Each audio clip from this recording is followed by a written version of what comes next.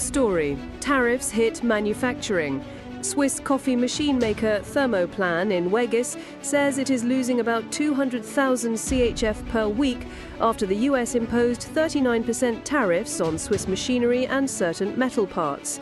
CEO Adrian Steiner warned margins are under severe pressure and that continuing losses could threaten local jobs.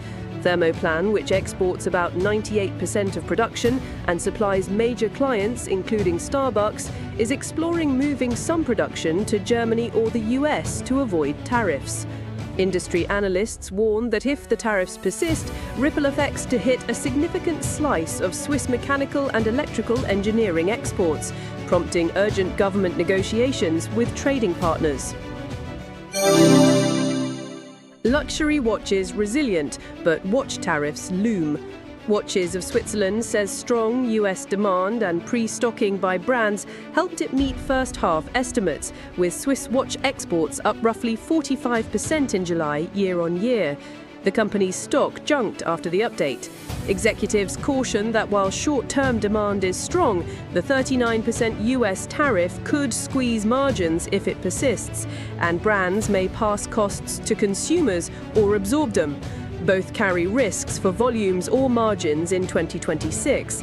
Market watchers say the sector's inventory buffers helped this summer, but ongoing tariff uncertainty is now the key risk for luxury exports. Jobs and inflation snapshot. The Federal Statistical Office reports consumer prices plus 0.2% year-on-year in August, unchanged from July, while the number of registered unemployed rose to 132,105 in August, up nearly 3,000. Authorities say inflation remaining near zero to low gives room for cautious monetary policy, but the uptick in unemployment, particularly among youth, merits close monitoring. Economists warn that pockets of labour weakness combined with external trade shocks could dampen household incomes and consumer spending in coming months. OpenAI from Switzerland, Apertus goes public. EPFL ETH Zurich and CSCS launched Apertus, a fully open-source multilingual large language model available in 8B and 70B parameter variants and published via partners like Hugging Face and Swisscom. The project emphasizes transparency, multilingual training data, and compliance with European data norms. Teams say Apertus is aimed at research, public sector use, and regulated industries that prefer open, auditable models. Tech analysts say an open Swiss LLM could boost local AI research and enterprise adoption while offering an ethical choice versus closed US models. Transport disruption ahead. EasyJet cuts from Basel Euro Airport.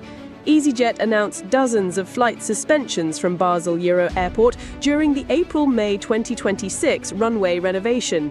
48 of 77 destinations will be suspended for that period as the airline adjusts schedules. The carrier says it is working with affected customers on rebooking or refunds, and airport authorities urge travellers to check schedules well ahead of travel.